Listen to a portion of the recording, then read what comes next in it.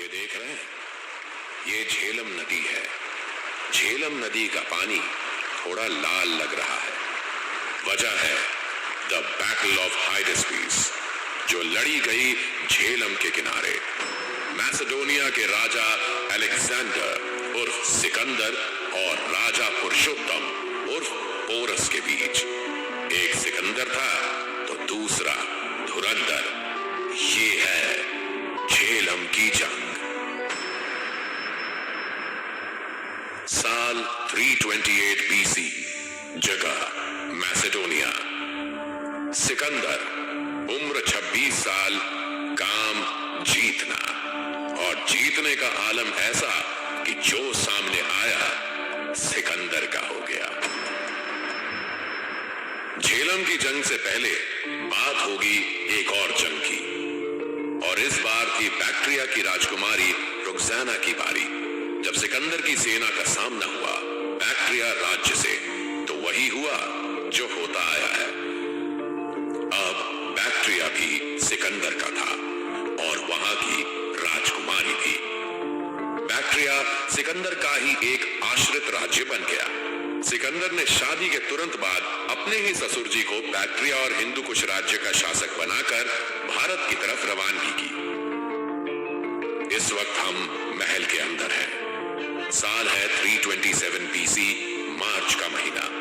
Bactria के राज्य में जहां राजा सिकंदर और उनके प्रमुख सेनापति सेलुकस आगे की रणनीति बना रहे हैं, सिकंदर ने पहला सवाल दागा।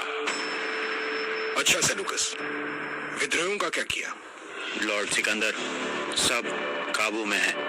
बहुत खूब। बैक्ट्रिया की कोई खबर? जी लॉर्ड सिकंदर, विद्रोही कुचले गए हैं।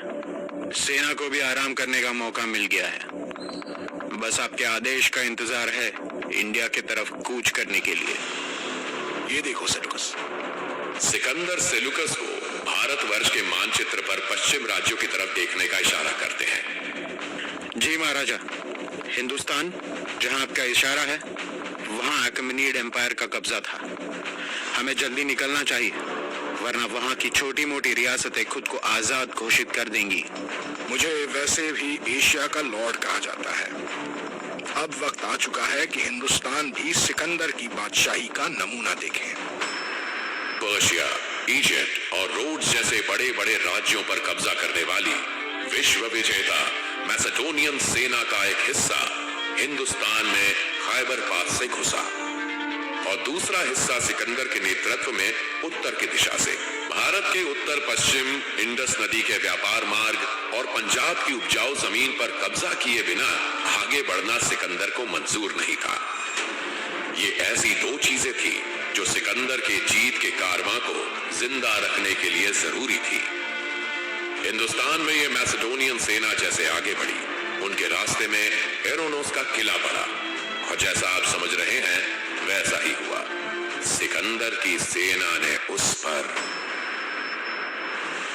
हाँ, वैसे आपने हरक्यूलिस का नाम तो सुना ही होगा।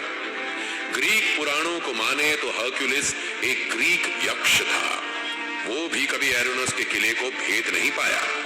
इस बार यहां सिकंदर आया था अपनी काबिल और अनुभवी सेना के साथ। मुकाबला एरोनोस की आम जनता और वहां की कम अनुभवी सेना से था। भयंकर लड़ाई हुई, और आज की तारीख यानी 327 BC में एरोनोस का किला जमीन पर था।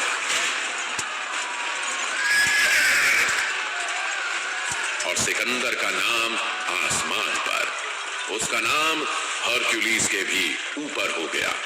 लेकिन सामने वाली सेना ने भी सिकंदर की सेना को पस्त कर दिया था। सिकंदर भांप चुका था कि हिंदुस्तान की सेना से लड़ना उतना आसान नहीं होगा जितना वो समझ रहे थे।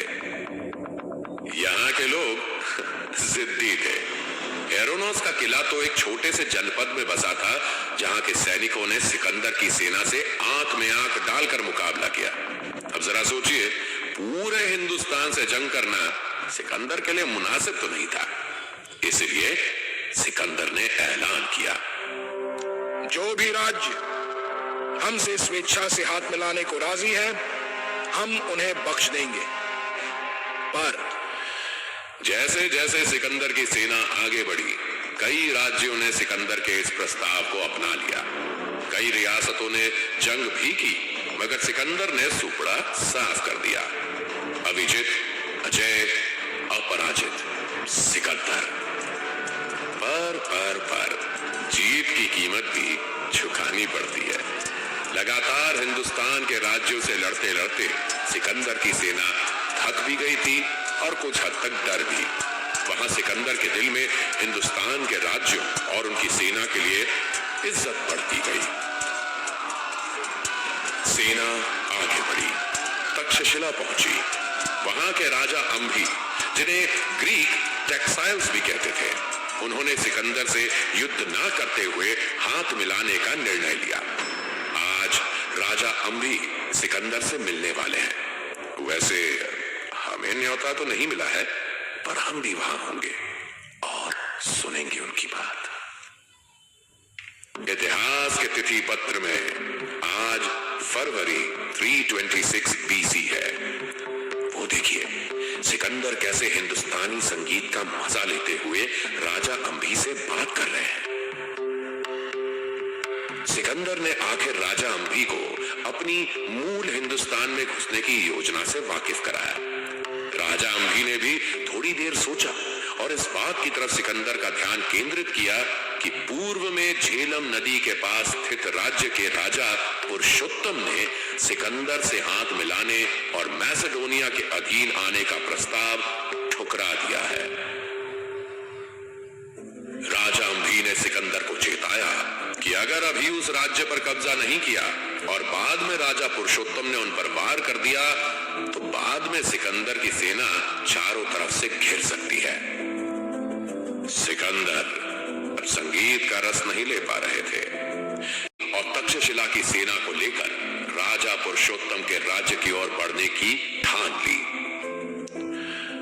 अब इतिहास राजा पुरुषोत्तम की तरफ नजर टिकाए खड़ा है।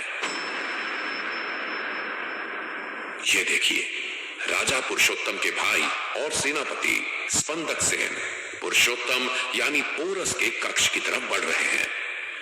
जो बातचीत होने वाली है बहुत खास है। पंचांग में ये महीना अप्रैल का है। महाराजा पुरुषोत्तम, सिकंदर की सेना और राजा अंभी के हाथी लगभग झेलम नदी तक आ चुके हैं। मुझे राजा अंभी से ये उम्मीद नहीं थी कि वो किसी विदेशी राजा का साथ देंगे। महाराजा, आज भी आत्मसमर्पण के उद्देश्य से सिकंदर को हम उसी की भाषा में जवाब देंगे।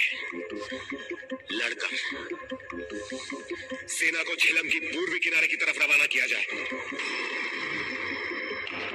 झेलम नदी के दोनों किनारों पर सिकंदर और पोरस की सेना खड़ी है। सिकंदर के पास 40,000 पदातिक सेना, 7,000 घुड़सवार और राजा अंभी के 50 हाथी हैं। वहीं पोरस यानी पुरुषोत्तम की सेना में 50,000 पदातिक सेना, 2,000 घुड़सवार, 1,000 रथ और 200 हाथी लड़ने के लिए तैयार। साल 326 BC। राजा पुरुषोत्तम को पता था कि सिकंदर को वो किसी भी तरह नदी पार करने नहीं दे सकते और सिकंदर को पता था कि अपनी सेना लेकर नदी पार करना कितना खतरनाक हो सकता है, खासकर तब जब दुश्मन की सेना दूसरी तरफ घात लगाकर बैठी हो। सिकंदर की सेना नदी के तट पर ऊपर नीचे बढ़ती ताकि रास्ता मिल जाए, पर राजा पुरुषोत्तम की सेना चौकन्नी थी। पुरुषोत्तम खुद कमान संभाले हुए थे, तो उन्हें सारी खबरें मिलती रही। पर सिकंदर के दिमाग में एक दूसरी ही तरकीब थी। जब सिकंदर के सेनापति सिलुकस ने सिकंदर के पास हटाहट में आकर पूछा, पोरस की सेना पीछा ही नहीं छोड़ रही है, जंग रद्द करनी पड़ सकती है, ऐसे तो नदी पार नहीं हो सकेगी। सेलुकस, नदी पार करनी भी नहीं है, गहराई और बहाव ज्यादा है, सेना डूब जाएगी। पर पोरस की सेना को सोचने दो कि हमको नदी पार करनी। जब रात को राजा पोरस की सेना सो रही होगी, तब हम चुपके से उस पार निकल जाएंगे, किसी कम गहरी जगह से। समझे? पर ये एक दिन की बात नहीं थी। बहुत दिनों बाद सिकंदर के हाथ वो मौका लगा जिसकी उसे तलाश थी। कुछ 27 किलोमीटर आगे एक ऐसी जगह थी जहां नदी पे एक टापू बनता था। इस टापू में कोई नहीं रहता था। यहाँ नदी का बहाव और गहराई दोनों ही कम थे। सिकंदर ने अपनी सेना के 2 हिस्से किए। बड़े हिस्से को उसने अपने एक सेनापति क्रैटुरस के साथ छोड़ दिया, जो कि सेना को नदी के तट पर आगे पीछे करता रहा, और खुद लगभग 6000 पदातिन सेना और 5000 घुड़सवारों के साथ नदी पार कर गया। योजना के मुताबिक दूसरे सेनापतियों को भी अलग अलग जगहों से पार करना था, और कैटुरस को तब तक पोरस पर हमला नहीं करना था जब तक पोरस अपनी पूरी सेना का रुख सिकंदर की तरफ न मोड़ दे। जिस रात सिकंदर ने नदी पार करने का प्रयास किया, उस रात झेलम नदी के किनारे इस गुस्से से भरे तूफान ने सिकंदर की सेना के नदी पार करने की आवाज को दबा दिया। सिकंदर ने नदी पार करने में काफी चालाकी दिखाई। उसने बड़ी कश्तियों को काटकर छोटी छोटी कश्ती बना दी, तूफान से बचने के लिए। यहां तक कि सिकंदर की कद काठी के एक सैनिक को सिकंदर की जगह युद्ध भूमि में पुरुषोत्तम के सामने खड़ा किया, उन्हें गुमराह करने के लिए। परंतु राजा पुरुषोत्तम को जल्द ही भनक लग गई कि सिकंदर कहीं और से ही नदी पार करने की कोशिश कर रहा होगा। तूफान उफान पर था। उस बहरा कर देने वाले तूफान के बीच से तेजी से राजा पुरुषोत्तम अपने बेटे युवराज पुरुषोत्तम के डेरे की ओर गए। जब अंदर गए तो देखा, मोमबत्तियों की रोशनी में युवराज पुरुषोत्तम मोमबत्ती से उठती लौ को लगातार देख रहे थे।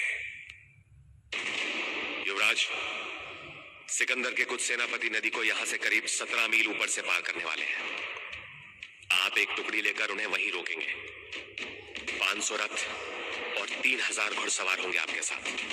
जी पिताजी, आप भी सावधान रहिएगा। तुम भी युवराज।